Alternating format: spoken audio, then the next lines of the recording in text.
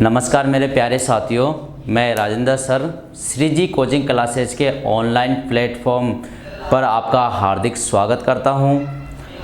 देखो, अपन ने कल जो वीडियो बनाया था उसके अंदर अपन ने बेसिक इलेक्ट्रिसिटी के अंदर जितने भी जो विद्युत होती है, विद्युत के मात्रक, विद्युत की वैल्यू और विद्युत की चाल और विद्युत की गणना करने वाले जो मीटर थे, उन सभी को अपन ने यहाँ पर पढ़ा और उसको देखा। देखो मेरे प्यारे साथियों, आज अपन नए टॉपिक की शुरुआत करते हैं। रेजिस्टेंस। रेजिस्टेंस क्या होता है? रेजिस्टेंस को हिंदी में बोला जाता है प्रतिरोध। प्रतिरोध किसे कहते हैं? तो यहाँ पर ध्यान रखना, जो रेजिस्टेंस होता है वो हमेशा धारा के मार्ग में अवरोध प्रस्तुत करता है। देखना, ये जो अवरोध प्रस्तुत करना होता है, इसका मतलब होता है रुकावट पैदा करना, रोकने का कार्य करना। तो देखिए, प्रतिरोध किसे कहते हैं? जो गुणधर्म विद्युत धारा प्रवाह में अवरोध प्रस्तुत करता है, वह प्रतिरोध कहलाता है। ये जो आपका जो रेजिस्टेंस है, वो रेजिस्टेंस क्या करता है? धारा के मार्ग में जो धारा प्रवाह हो रही है उसके मार्ग में क्या कर रहा है? अवरोध प्रस्तुत कर रहा है। तो अवरोध प्रस्तुत करेगा तो क्या करेगा? रुकावट पैदा करेगा। तो यहां पर देखिए, प्रतिरोध का जो प्रतीक होता है, प्रतिरोध का प्रतीक क्या होता है? आर। यानी आप रेजिस्टेंस को आर से प्रदर्शित करते हैं। और यहां पर अगर इकाई की बात करें तो आपकी जो इकाई होती है वो क्या होती है? प्रतिरोध की इकाई ओम होती है। देखो कैसे आता है, ये जो आपका प्रतिरोध है उसको ओम मीटर के द्वारा मापा जाता है। तो प्रतिरोध की इकाई को आप इंग्लिश में यूनिट कहा जाता है। तो प्रतिरोध की इकाई ओम होती है। ओम का जो सिंबल होता है वो शिवलिंग की तरह होता है। तो विद्युत धारा की इकाई की बात करेंगे तो एम्पियर, और प्रतिरोध की इकाई की बात करेंगे तो ओम। यहाँ पर अगर दूसरी इकाई की बात करूँगा मैं तो देखो, वोल्ट प्रति एम्पियर। ये वोल्ट प्रति एम्पियर जो होता है ये भी आपकी प्रतिरोध की इकाई होती है। तो यहाँ पर बात कर रहे हैं सूत्र की जो गणना करेंगे तो देखिए, R बराबर V बटा I, ये आपके जो सूत्र होता है। इस सूत्र के अंदर देखो आपका ये विभवांतर होता है। क्या होता है? विभवांतर। विभवांतर जो होता है और I आपका विद्युत धारा होती है। तो देखो, विभवांतर की इकाई क्या होती है? वोल्ट। और विद्युत धारा की जो इकाई होती है एम्पियर। तो यहाँ पर वोल्ट प्रति एम्पियर जो आपकी यूनिट आई है वो आपका रेजिस्टेंस का मात्रक होता है। अगर एसआई इकाई की बात करूं मैं, एसआई इकाई तो आपकी ओम होती है। क्या होती है? ओम। ये जो रेजिस्टेंस होता है ये धारा के मार्ग में हमेशा अवरोध प्रस्तुत करता है और इसकी जो इकाई होती है वो हमेशा एसआई इकाई ओम माना जाता है। उतारो, इसको नोट करो।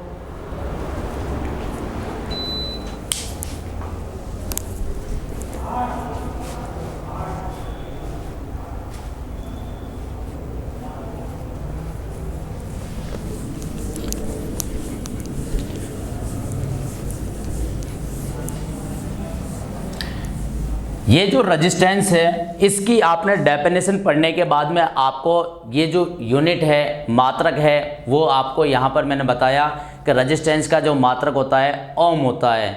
अब यहाँ पर बात करते हैं रेजिस्टेंस कितने कारकों पर निर्भर करता है। तो देखिए, जो रेजिस्टेंस के जो कारक होते हैं वो निम्न प्रकार से होते हैं। तो शुरुआत कर रहे हैं। रेजिस्टेंस कितने कारकों पर निर्भर करता है? तो देखना, रेजिस्टेंस हमेशा चालक तार की लंबाई के समानुपाती होता है। यदि चालक तार की लंबाई को अपन बढ़ाएंगे तो उसका प्रतिरोध भी क्या होगा? बढ़ जाएगा। तो देखते हैं, R प्रोपोर्शनल L, इसका मतलब होता है प्रतिरोध चालक तार की लंबाई के समानुपाती होता है। यहां पर बात कर रहे हैं, यदि चालक तार की लंबाई को बढ़ाया जाता है तो उसका प्रतिरोध भी क्या होता है? बढ़ता है। ये समानुपाती होता है, लंबाई बढ़ेगी तो प्रतिरोध भी बढ़ेगा, और यदि लंबाई घटेगी तो प्रतिरोध भी क्या होगा? घट जाएगा। दूसरा जो कारक होता है, बात कर रहे हैं अपन प्रतिरोध अनुप्रस्थ काट के क्षेत्रफल के व्युत्क्रमानुपाती होता है। प्रतिरोध हमेशा जो अनुप्रस्थ काट का क्षेत्रफल होगा तो उसके क्या होगा? विलोमानुपाती होगा। विलोमानुपाती को आप व्युत्क्रमानुपाती भी बोल सकते हो। तो क्या हो जाएगा? R समानुपाती 1/A। यदि अनुप्रस्थ काट का क्षेत्रफल बढ़ेगा तो प्रतिरोध क्या होगा? घटेगा। और यदि अगर आपका अनुप्रस्थ काट का क्षेत्रफल घटेगा तो उस अवस्था में आपका प्रतिरोध क्या होगा? बढ़ जाएगा। हम बात करते हैं चालक तार का प्रतिरोध। चालक तार का प्रतिरोध उसकी लंबाई के व्यास के विलोमानुपाती होता है।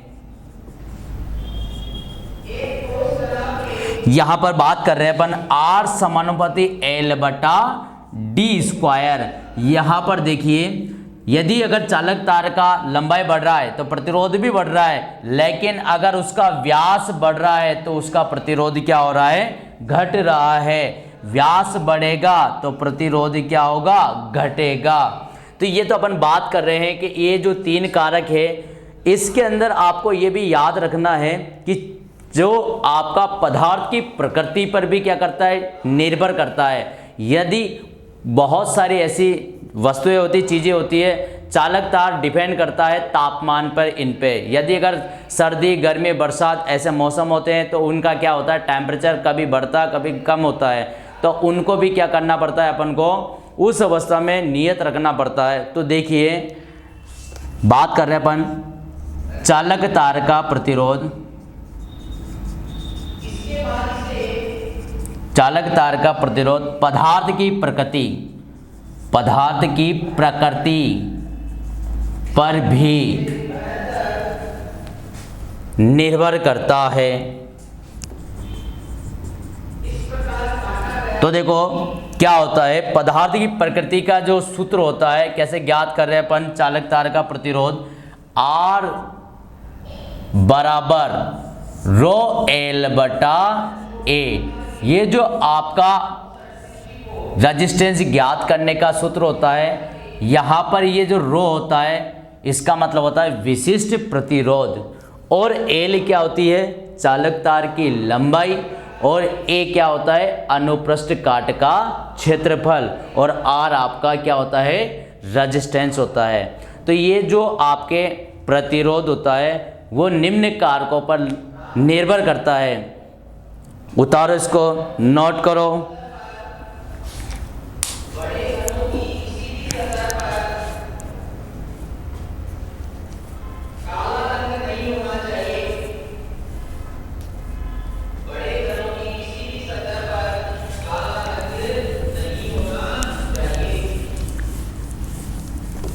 अब हम बात कर रहे हैं यहाँ पर प्रतिरोध कारक होने के बाद अगर अपना जो न्यूमेरिकल होता है यहाँ से किस प्रकार से न्यूमेरिकल बनता है, उस न्यूमेरिकल का देखो आपको कैसे याद करना है।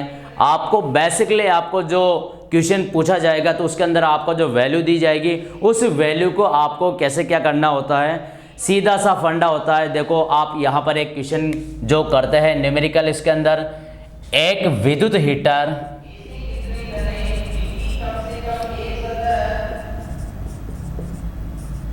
एक विद्युत हीटर 240 वोल्ट 50 हर्ट्ज सप्लाई से संयोजित किया जाता है,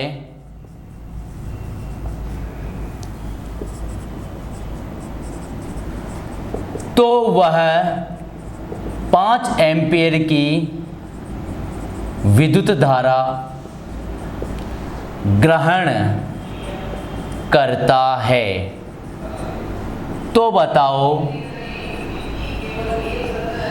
हीटर का एलिमेंट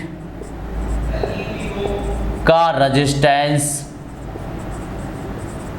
कितना होगा। देखो एक छोटा सा बेसिक क्वेश्चन है। एक विद्युत हीटर है, 240 वोल्ट 50 हर्ट्ज सप्लाई से क्या हो रहा है, संयोजित हो रहा है, और वह 5 एम्पीयर की विद्युत धारा क्या कर रहा है, ग्रहण कर रहा है। तो आपको क्या ज्ञात करना है, रेजिस्टेंस, यानी किसका रेजिस्टेंस, हीटर का एलिमेंट होता है उसका रेजिस्टेंस ज्ञात करना है। तो सबसे पहले तो आप यहाँ पर क्या करोगे, V वोल्टेज कितना है आपका 240 वोल्ट, और ये जो आपकी 50 हर्ट्ज आपकी फ्रीक्वेंसी होती है, तो ये तो फिक्स वैल्यू होती है। भारत की जो फ्रीक्वेंसी होती है वो 50 हर्ट्ज होता है। आई कितना है, आई आपका यहाँ पर 5 एम्पियर है। देखो ये वैल्यू इसके साथ में मैंने आपका मात्रक बताया था तो वो इसके पीछे लगा रखा है। आर ज्ञात कर रहे हैं, तो आपने देखो रेजिस्टेंस ज्ञात करने के लिए जो सूत्र की गणना करी है, तो आर बराबर वी बटे आई। वी कितना है 240 वोल्ट और आई कितना है 5 एम्पियर। देखो 240 को 5 से भाग देने पर कितना आता है, तो देखना 5 का भाग 24 में कितनी बार गया, 5 चौका 20, 4 बचा, 4 इसमें मिलाने पर कितना हो गया 40, तो 5 का भाग 40 में कितनी बार गया, 8 बार, 8 पंजा 40, तो कितना ओम आया 48 ओम। ये जो आपका हीटिंग एलिमेंट का जो रजिस्टेंस जो पूछा गया है वो आपका 48 ओम आया। तो ये आपका आंसर है, उतारो इसको, नोट करो।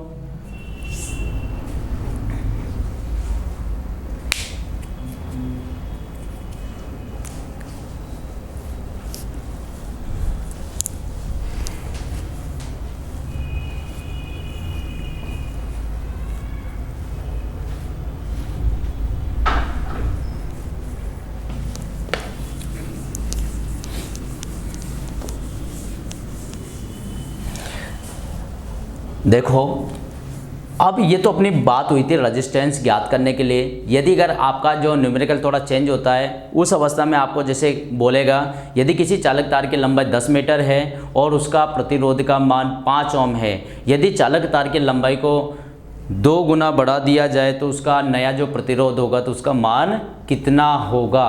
तो आपको याद रखना है, यदि किसी चालक तार की लंबाई L1 मान लेता हूँ मैं, ये जो आपका L1 है उस अवस्था में आपकी कितना है 10 मीटर। यदि किसी चालक तार की लंबाई 10 मीटर है और प्रतिरोध का मान, तो मैं R1 मान लेता हूँ, प्रतिरोध का मान कितना है 5 ओम है। यदि चालक तार की लंबाई को 2 गुना बढ़ा दिया जाए, L2 कितना हो जाएगा, L2 कितना हो गया, 2 गुना बढ़ा दिया जाए, कितना हो गया 20 मीटर। चालक तार की लंबाई कितनी होगी 20 मीटर, तो उसका जो प्रतिरोध होगा तो वो कितना होगा। जब आपको पता है चालक तार की लंबाई 2 गुना बढ़ा दिया जाए, तो यहाँ पर 10 मीटर थी, 2 से मल्टीप्लाई किया तो कितना हो गया 20 मीटर। तो उसका जो नया प्रतिरोध होगा, आपने पढ़ा है R समानुपाती L, यदि चालक तार की लंबाई बढ़ेगी तो प्रतिरोध भी क्या होगा, बढ़ेगा। जब यहाँ पर चालक तार की लंबाई 2 गुना बढ़ा दिया जाए तो यहाँ पर भी प्रतिरोध क्या हो जाएगा, 2 गुना बढ़ जाएगा। तो कितना हो जाएगा, 5 दूआ 10 ओम। तो आपका जो नया प्रतिरोध है वो कितना आ जाएगा, आपका 10 ओम। उतारो इसको।